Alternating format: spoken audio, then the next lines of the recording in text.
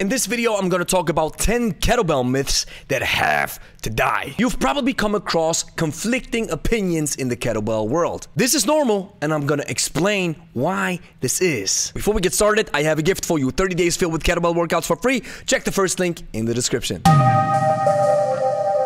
Grüezi miteinander, Gregory von Lebe hier. Myth number 1. Form is everything. Well, it is not. Skill is everything. And I don't think that form can be equated with skill. Human beings differ from each other. We have different arm lengths, different torso length, different leg length. We look different, so therefore we move different. Now, I am not saying that you cannot do things wrong. It's just a little bit more nuanced. Myth number 2, any kettlebell will do. That's a huge no for me. I believe you either work with a cast iron or with a competition kettlebell. Both kettlebells are geared towards the USP of the kettlebell itself. Now, if you ask me, I favor competition kettlebells. That's one of the reasons why I've created our own line of kettlebells, and we call them Superflow. And if you're interested and want to check out our kettlebells, either watch this video right here or check out the link in the description. Myth number 3, there's only one way to use a kettlebell. Again, it is a huge no from me. It depends on your intent. You want to get your cardio in and you want to swing for longer sets of time? Well, use this variation. Hey, you want to be more explosive and move heavy weights for shorter amounts of time? Then use this variation. So intent matters the most. So don't listen to people who tell you there's only one way to do it. Myth number 4, if you don't karate chop your hips, your hinge will never work. Well, you see a lot of people do this. Karate chopping their hips in order to go into the hinge. Now, even though this can be a support wheel, I never use this in practice. For example, if you sit down, you don't karate chop your hips, but you're hinging. Bottom line, if it helps you, keep doing it, but it's not a prerequisite. Myth number 5, the kettlebell is the best tool to do everything. Now, I'm a huge fan of kettlebells, and I'm saying that the kettlebell touches a lot of bases of human performance: strength, speed, flexibility, mobility, muscle, so on and so forth. But the claim that it is the best tool that does everything perfectly is exaggerated. For example, you want to engage into maximal strength? Pick up a barbell. You want to engage into maximal muscle mass? Train like a bodybuilder with machines and cables. You want to get maximal cardio? Well, run a marathon. You want to maximize your sports performance? Do sport-specific exercises that include different training modalities. In essence, the kettlebell can do a lot, but it doesn't do everything perfectly. Myth number 6, crashed forearms and ripped open palm skin are a given in the swing, clean, and the snatch. No, it is not, and the reason is very simple. You are lacking the proper amount of skill. That's the reason why you're still tearing your hands,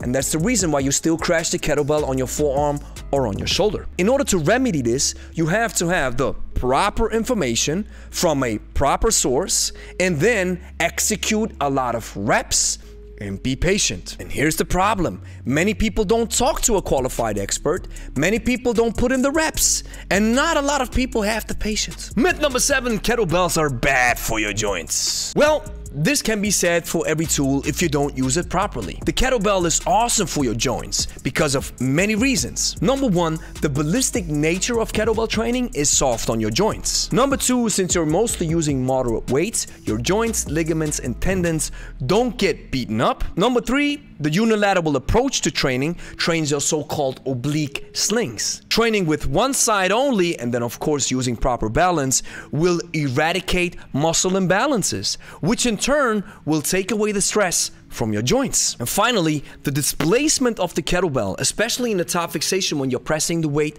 is an awesome way to strengthen your rotator cuff muscles, which is perfect for your shoulder joint. Myth number 8, you always have to brace your abdominals. No, you don't have to. Again, intent matters. Are you swinging heavy weights for a low amount of reps? Then yes, use as much tension as possible. Are you swinging moderate weights for longer sets of time for your power endurance? You don't have to tense up all the time. You want to be like water.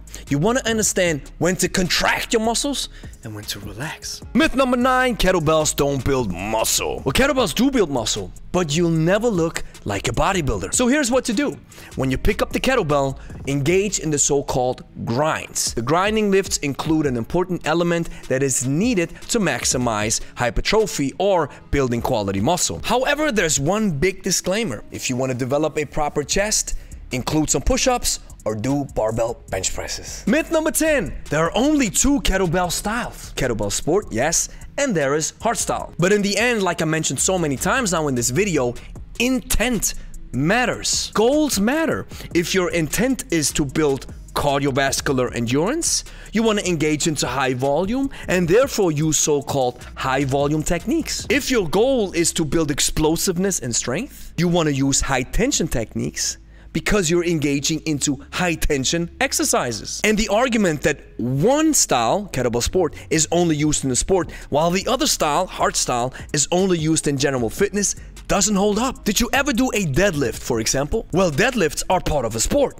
powerlifting, but also in general fitness, deadlifts are done as well. Same goes for the snatch, or the jerk, or the long cycle. The problem with dividing the kettlebell into 2 camps creates unnecessary tribalism. And this leads to a bonus myth. Everybody has differing opinions. Well, this is technically true, but here's the reason why people misunderstand it. It is not because one person is right or one expert is right and the other expert is wrong. They're both right in their own right because there are different ways of executing a movement pattern. But I get it that it's totally confusing for beginners. But after you've built up some knowledge, gained a little bit of mastery, and done a little bit of research, you'll see that there are different opinions that can actually coexist without canceling each other. And how can I forget this myth? This rack position is bad for your lower back. Actually, it is not.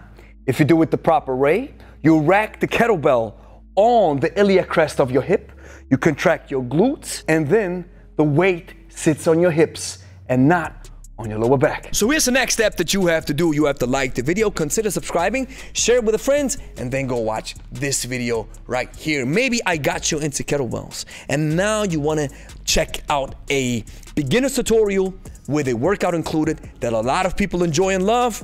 Go watch this video right here. It's going to help you if you're just getting started with your kettlebell journey.